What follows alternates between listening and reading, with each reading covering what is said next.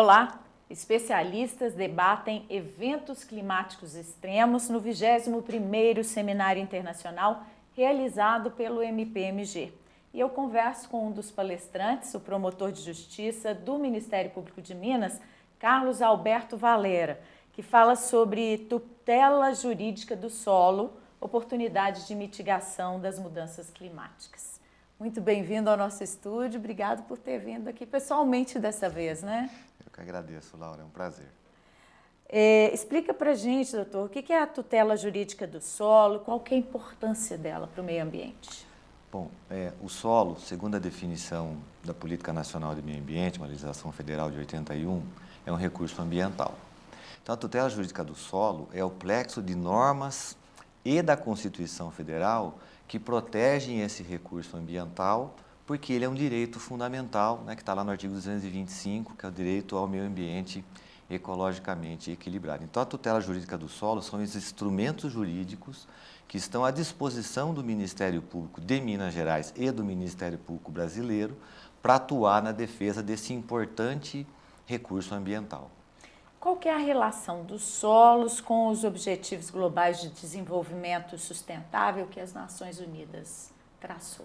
De forma direta ou indireta, o solo está relacionado com os 17 ODS. Podemos citar agricultura e combate à fome, mudanças climáticas, vida terrestre, dentre outros.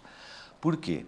Porque o solo é onde acontece a maioria dos processos geoquímicos e outros processos que sustentam a vida na Terra. Vamos dar só um exemplo claro para todos, né? É no solo que nós produzimos os nossos alimentos.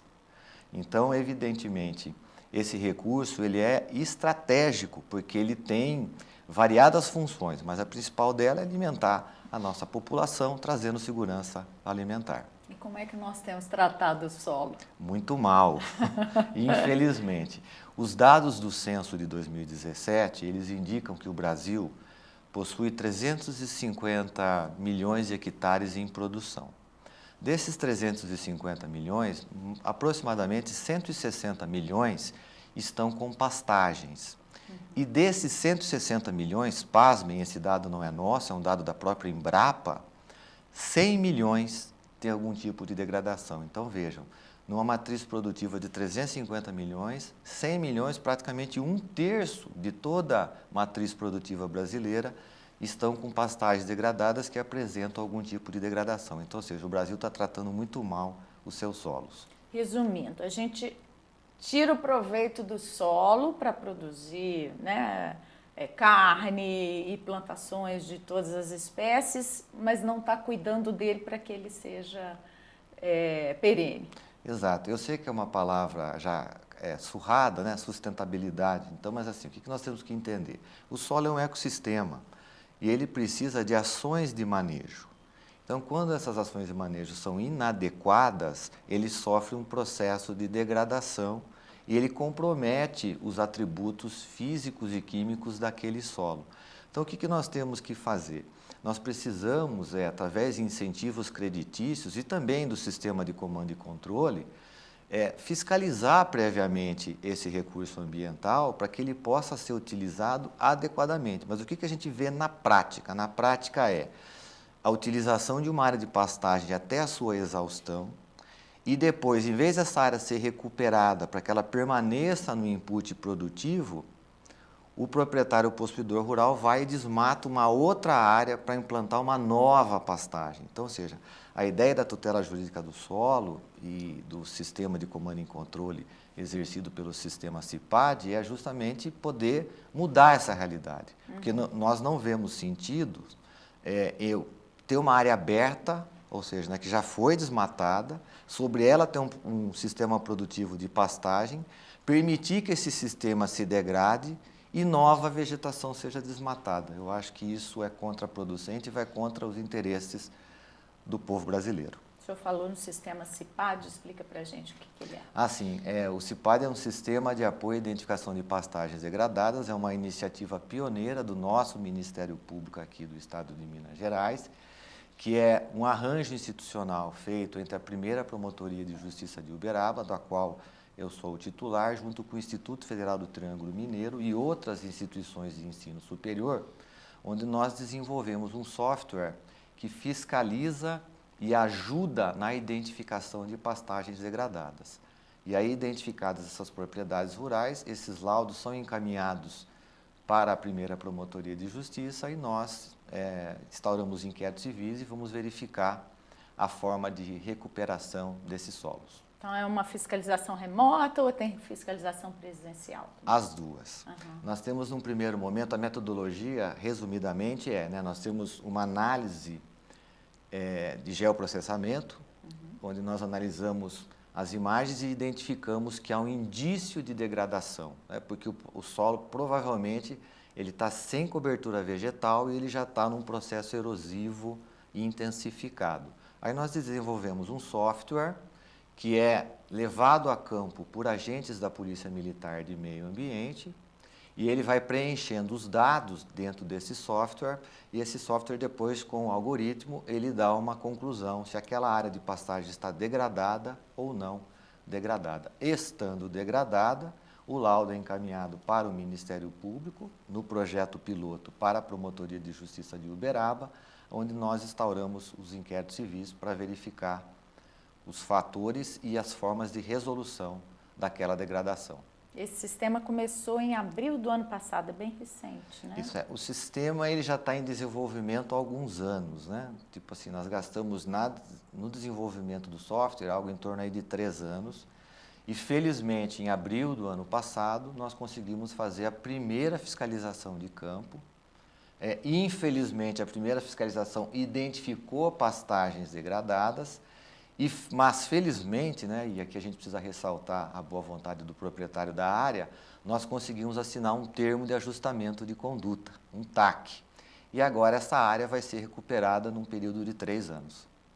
Lá na sua região, na sua comarca sim, de Uberaba. É uma propriedade rural no município de Uberaba. Isso tem sido feito em outras regiões do estado? Está sendo ampliado para o Há uma proposta agora da Abrampa, que é a nossa Associação Brasileira de Ministério Público de Meio Ambiente, é uma proposta do presidente Alexandre Graio, que é o nosso estimado colega do Ministério Público do Paraná, que essa ação possa ser levada em nível nacional, através de um projeto que está sendo denominado Abrampa Solos. Mas hoje nós estamos fazendo um piloto no município de Uberaba, especificamente na área de proteção ambiental do rio Uberaba, que é uma área sensível para nós, porque ela tem a finalidade de proteger os nossos mananciais que abastecem a cidade de Uberaba. Nossa água potável vem dos cursos d'água que estão dentro da APA. Então nós estamos nesse piloto porque a ideia, como deve ser, é testar exaustivamente a metodologia para que depois ela possa ser disponibilizada para todo o Ministério Público brasileiro e ajude na tutela jurídica do solo. O senhor falou dessa área, né, que foi alvo do TAC, que é recuperável. A gente tem áreas de degradação tão intensa que não são mais recuperadas, que a erosão tomou conta? Infelizmente temos, mas eu não posso dizer que isso é fruto das pastagens degradadas, mas nós já temos no Brasil, os dados são até chocantes, nós já temos 11% do território brasileiro desertificado. Isso ocorre mais no bioma Caatinga, porque isso pressupõe o clima árido ou semiárido, mas é preocupante sim. E ainda que nós não cheguemos à desertificação, se o nível de degradação for tão intenso, se torna economicamente inviável fazer a recuperação do solo. Daí porque nós acreditamos muito que o CIPAD possa ter uma atuação preventiva, ou seja, nós detectarmos logo no começo as degradações e possamos chamar os proprietários rurais, conscientizando-os e dando a oportunidade deles recuperarem essas áreas, trazendo-as novamente para o input produtivo. Uma questão de conscientização mesmo, porque, né, uma hora o recurso vai ser finito. Sim, com certeza, porque assim, as pessoas precisam entender que, embora o Brasil seja abundante, seja um país continental, se nós não tratarmos com consciência, e mais do que consciência, com ética, o que nós vamos deixar para as futuras gerações? O espaço geográfico vai continuar o mesmo, e a população, porventura, pode aumentar. Então, nós temos que ter muita responsabilidade. E aí eu volto a dizer, não me parece nada adequado que nós tenhamos 1/3 da nossa matriz produtiva com algum tipo de degradação. Me parece mais acertado nós financiarmos ações de recuperação do que simplesmente, como vem acontecendo, emitirmos autorizações para desmatamento de vegetação nativa para implantação de novas pastagens, quando eu já tenho áreas abertas para essa finalidade. Além da pecuária, a política de crédito agrícola no Brasil compromete esse desenvolvimento sustentável? Como é que ela funciona hoje ou como deveria funcionar? Vamos deixar uma coisa clara, né? Nós não somos contra a pecuária, muitíssimo pelo contrário. A pecuária e o agro como um todo é um importante segmento do nosso país, representa algo em torno aí de 27% do nosso PIB. O que nós criticamos é a pecuária que não adota as boas práticas e gera pastagens degradadas. Essa é a nossa linha de atuação. E o crédito agrícola, ele pode atuar prioritariamente em duas frentes. A primeira frente, olhe, se você tem áreas degradadas na sua propriedade rural, eu não vou financiar novos sistemas produtivos enquanto essas áreas não forem recuperadas. Esse é o primeiro ponto, ou seja, não ofertar crédito agrícola para áreas que tenham passivos ambientais, notadamente de pastagens degradadas. E num segundo momento, se essa pastagem degradada, ela sim o está, porque o proprietário rural perdeu a sua capacidade de investimento, por que não um percentual do crédito agrícola, e nós sugerimos 5% no primeiro momento, possa ser utilizado para a recuperação dessas áreas. E aí, num universo de 20 anos, nós podemos, em teoria, eliminar esses 100 milhões de hectares que estão degradados. Então, é preciso fazer essa distinção, né? Ninguém é contra, muito pelo contrário, a pecuária, o agro e toda a atividade agro-silvopastoril. O que nós somos contra é que aquele proprietário rural deixe o seu melhor ativo, que é o solo, chegar ao nível de degradação. É uma questão de consciência mesmo, né, de uso do solo. Eu queria agora que o senhor explicasse para a gente o que significa essa mitigação das mudanças climáticas. Bom, como eu disse, né, o Brasil, dada seu tamanho continental e mais de 160 milhões de hectares com pastagens degradadas, se nós conseguirmos recuperar essas pastagens, segundo dados da academia, nós temos uma possibilidade de sequestrar 40% de todos os gases de efeito estufa da América Latina. Então, é um jogo que a gente está chamando de ganha-ganha. Primeiro, se eu recupero uma pastagem degradada, eu aumento a produtividade. Então, ou seja, mais renda para o produtor rural. Em contrapartida, como a pastagem está bem manejada, ela passa a sequestrar carbono. E aí surge uma outra oportunidade de negócio, que é o crédito de carbono.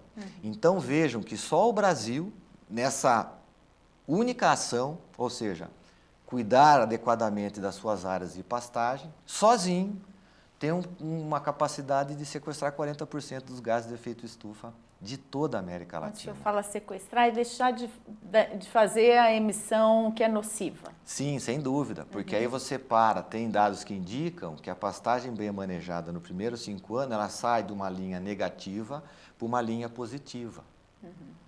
E aí isso fica muito claro. Por quê? Porque quando eu adoto a boa prática, o carbono fica no solo, ele não é emitido para a atmosfera. Por que o Acordo de Paris, que foi assinado em 2015, é tão importante para a legislação climática? Assim, tem duas leituras, né? A primeira leitura é que o Acordo de Paris está extremamente desgastado, porque são sucessivos adiamentos, sucessivas mudanças de metas, enfim. Mas, em contrapartida, e eu quero ser otimista, né? Ele tem uma razão histórica muito significativa. Qual é a razão histórica? Que pela primeira vez, né, os países do planeta, do globo, entenderam, né, que as mudanças climáticas estão vinculadas à emissão dos gases do efeito estufa. E, tirante essa questão de toda hora tergiversar sobre a questão das metas e dos prazos, isso trouxe uma mudança de mentalidade, né? E alguns países estão mais avançados e outros países estão menos avançados. Então, é muito importante o Acordo de Paris. Agora, o que nós precisamos é que nós tenhamos menos discursos, mais ação e mais financiamento, principalmente dos países desenvolvidos em face dos países menos desenvolvidos. Porque se nós continuarmos só no discurso, o planeta não vai suportar. E a interferência política, né, com mudança de governos, também influencia nisso. Sem dúvida, né? Nós estamos vendo agora um retrocesso socioambiental com essa eleição que ocorreu nos Estados Unidos e o novo chefe do executivo, mas isso é cíclico. Se retira, né, desses acordos, não quer participar. Exatamente, tem uma postura também negacionista, enfim, né? Mas nós sabemos que esses governos são passageiros, felizmente, e a população tem que cobrar, tem que exigir para que sejam tomadas ações efetivas, porque nós estamos sentindo na pele os efeitos das mudanças climáticas. Que compromissos que o Brasil assumiu de metas climáticas, como é que eles estão? Bom, a nova proposta do Brasil é uma redução de entre 59% e 65% das emissões líquidas. Isso representa 850 a 1,5 bilhão de toneladas de carbono equivalente. Então, ou seja, é um compromisso audacioso, né, e esperamos que o governo federal e todos os governos possam colaborar para que isso seja atingido. Nós estamos no caminho, pelo menos?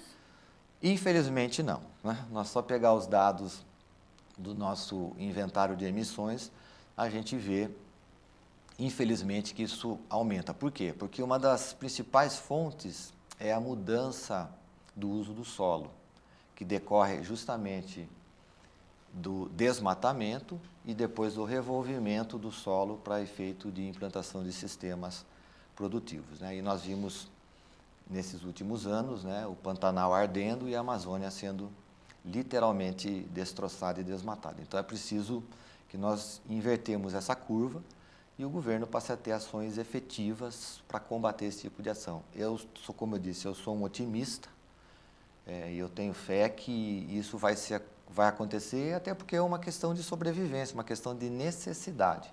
Porque os mais radicais dizem até que se esse ritmo não for alterado, nós vamos mudar por completo o regime climático do Sudeste. E o Sudeste é a região do país, e o Centro-Oeste, que é o nosso cinturão alimentar, né? Então, está lá todas as regiões produtivas e commodities. Isso pode impactar severamente o país e a população como um todo. O senhor, então, não acredita que o Brasil possa alcançar a neutralidade climática até 2050? Está muito próximo esse prazo? No cenário atual, eu não acredito, mas como eu disse, há tempo, né? Basta se ter vontade política e se fazer os investimentos adequados, que é possível, sim. Eu só estou me referindo a esse momento histórico, onde, infelizmente, a coisa de 2 anos atrás, nós vimos o Pantanal arder e nós vimos um desmatamento recorde na Amazônia. O senhor estava falando dessas mudanças na política de créditos, essa iniciativa do CIPAD, esse tipo de medidas que tem que ser adotadas, o que mais que deve ser feito? Sem dúvida. Você tocou por 2 vezes na questão da conscientização. É isso, né?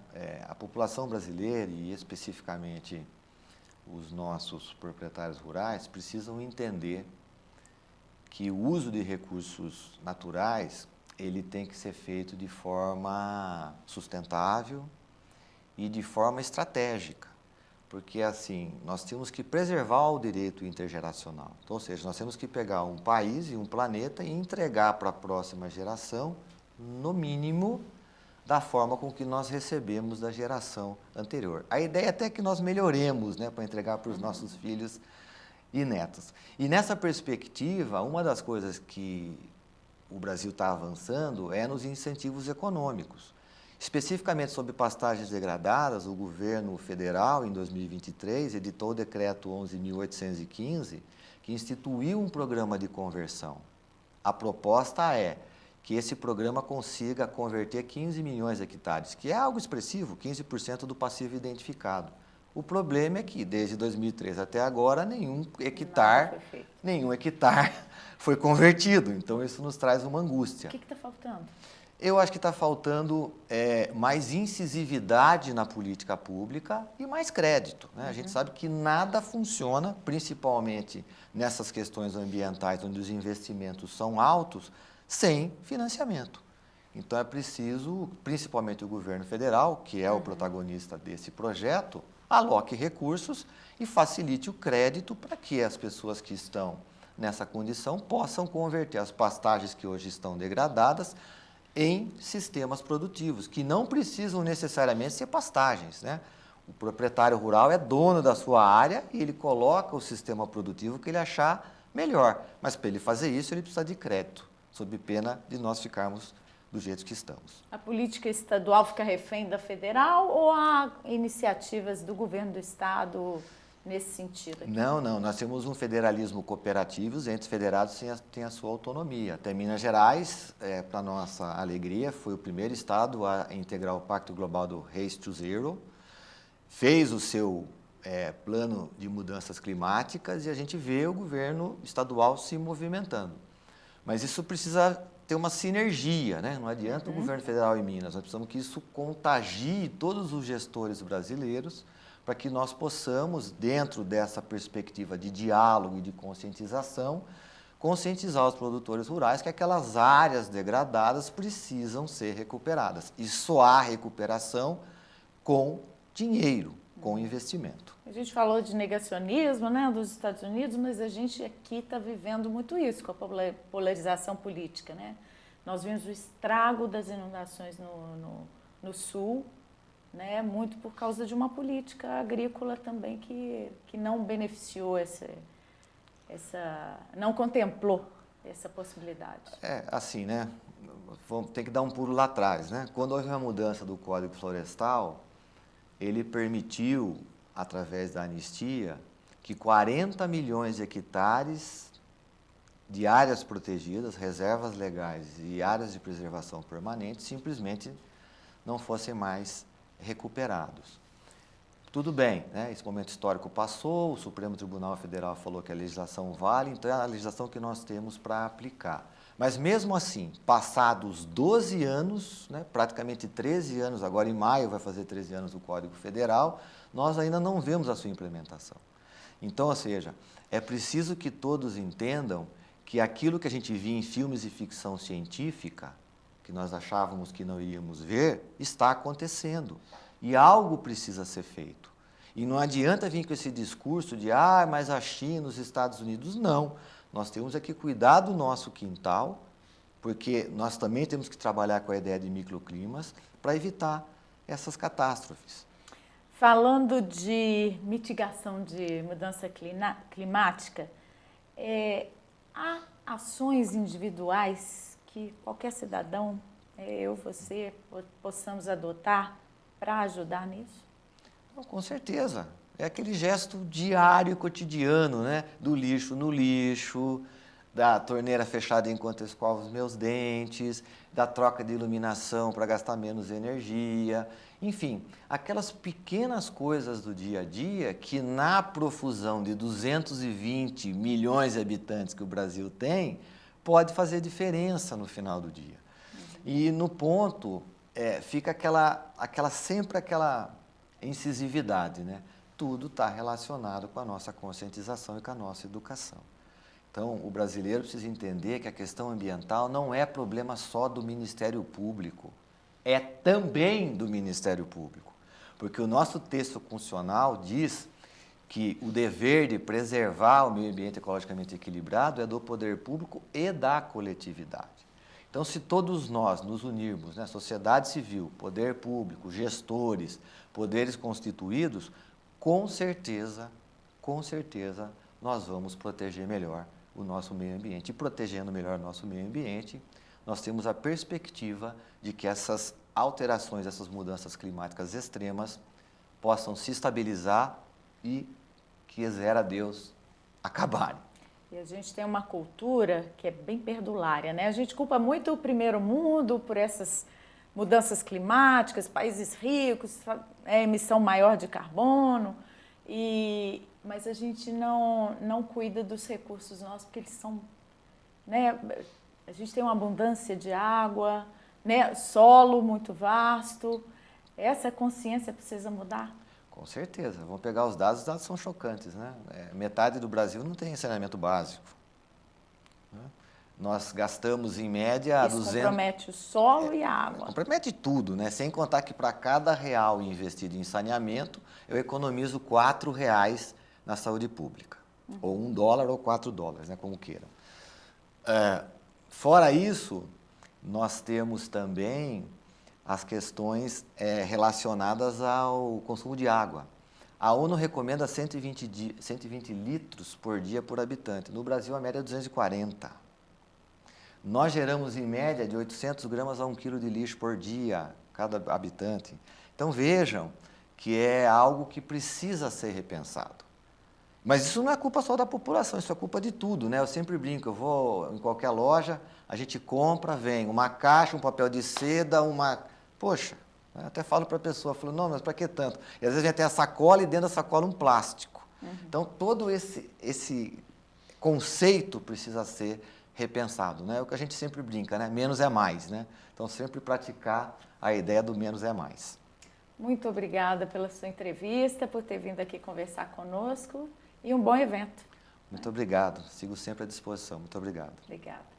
A você que está nos assistindo, confira os nossos outros programas nesse canal do YouTube, mpmg.oficial, e acompanhe as notícias do Ministério Público de Minas, sempre pelo nosso site e pelas redes sociais do Ministério Público. Até breve, obrigada.